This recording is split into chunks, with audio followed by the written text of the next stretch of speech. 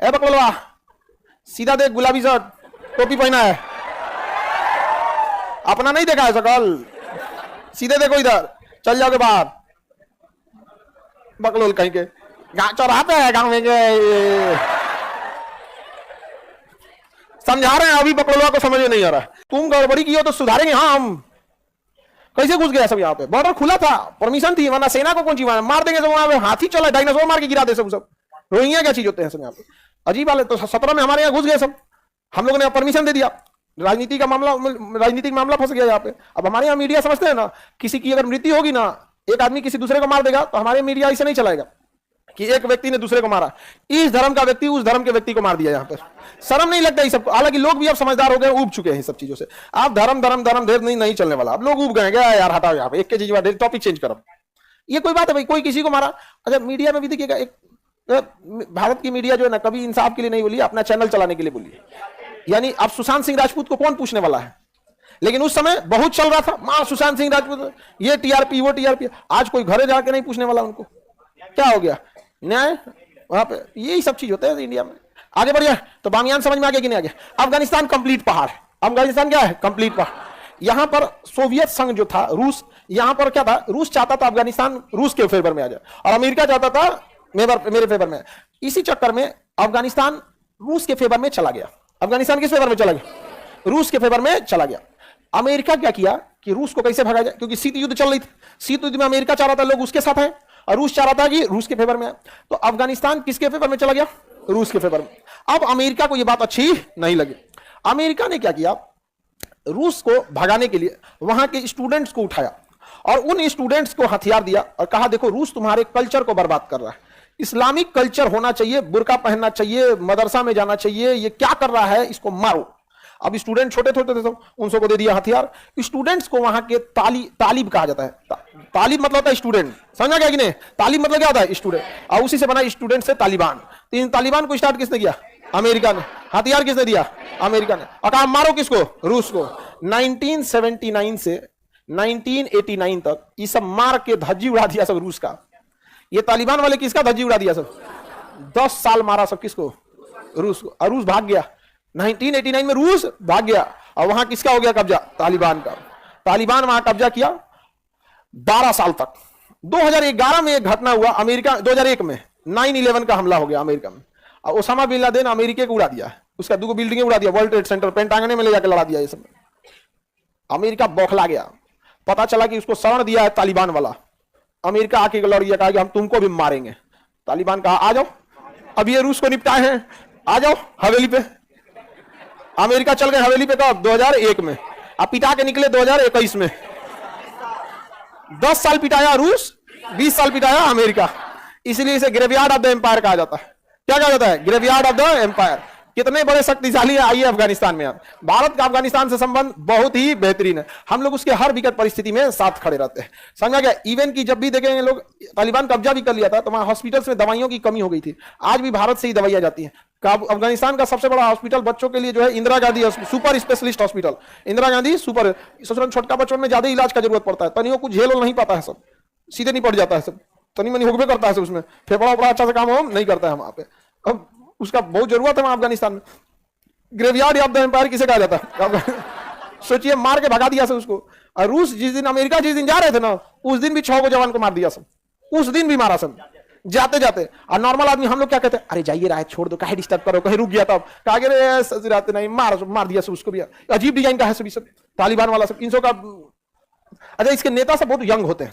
तालिबान के जो जितने लीडर हैं बहुत यंग एज के होते हैं। वो दाढ़ी रख लेते हैं, बड़ा बड़ा ऐसे बांध लेते हैं, वहां का ट्रेडिशनल ड्रेस, तो थोड़े एजेड लगने लगते हैं।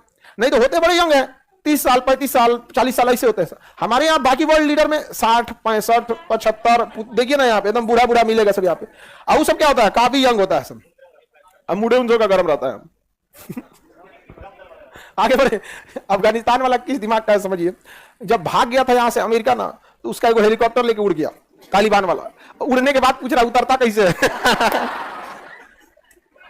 आधा घंटा उड़ाया और हद तब हो गया जब उतारियो दिया। पूछ रहा उतरेगा कैसे? आप सोचिए किस मेंटेलिटी का है सब मतलब उसको मारना है तो मार देगा आपको, कहीं का नहीं छोड़ेगा। अंग्रेज सब इसीलिए डूरंग लाइन खींचाता था कि उस साइड रहे सब किसी को मारो उन सब। देखिए आप कब लड़ना चाहते, देखिएगा अगर आपके पास बहुत बढ़िया कार है, सपोज 2 करोड़ की आप खरीद लिया रोल्स रॉय, समझ गए, 2 करोड़ की रोल्स रॉय, अब सड़क पे चलिएगा तो आराम से चलिएगा, रगड़ा मत जाए, समझा। एक बार गाड़ी रगड़ा हो जाती है तो कम से कम 50,000 का खर्चा आता है, उतना का मोटरसाइकिल आ जाएगा, 50 में तो नहीं आएगा, सेकेंड हैंड चलाएगा। अब बताइए आप संभल के चलिएगा कि नहीं चले, आपको सेकेंड हैंड मोटरसाइकिल लिया, मार लहरिया कट मारेगा, छिटा जाए, ये कौन चीज है तोरा में यहाँ पे, नहीं समझे। वही हाल अफगानिस्तान का है क्या, वहां ना फैक्ट्री है ना इंडस्ट्री है ना कुछ है ही नहीं वहां पे, मारिएगा कुछ पहाड़ है, बम मारेगा तो पहाड़ में जल्दी काम भी नहीं आता है, कुछ मिसाइल बम बारूद कुछ जल्दी काम नहीं आते हैं सब यहाँ पे। अब यही हो गया, पहाड़ पे अफगानिस्तान वालों से लड़ना बड़ी मुश्किल है, जैसे भारत में नक्सलियों से लड़ना, जंगल एरिया है यहाँ पे। अब वहां पे धीरे धीरे आप देखिए क्या हो रहा है क्या नहीं हो रहा है। अफगानिस्तान में हाथ किसके हाथ में चला गया, तालिबान वालों के हाथ में अफगानिस्तान चला गया। अफगानिस्तान समझ में आ गया।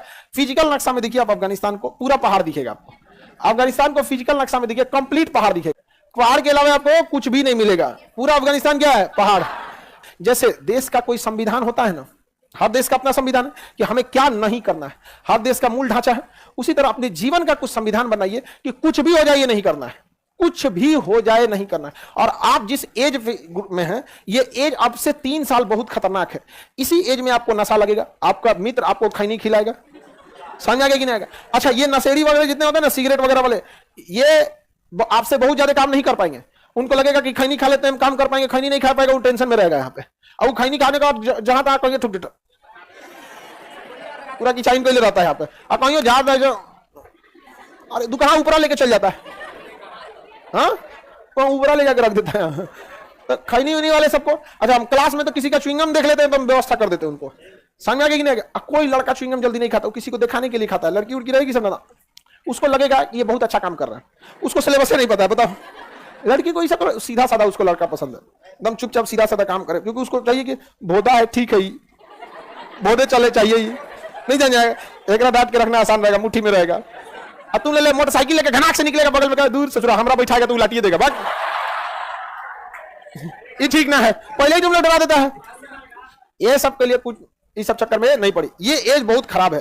ये 3 साल में अगर आपको नशा वशा का आदत लग गया, देखिए कोई भी नशा शराब पर डायरेक्ट कोई नहीं पहुंचता है, पहले वो खाएगा च्युइंगम, नहीं तो खाएगा सौंफ, ये सब चीज स्टार्ट करेगा, सूखा कसैली, धीरे धीरे वो स्टार्ट करता है, समझ में आ गया कि नहीं आ गया।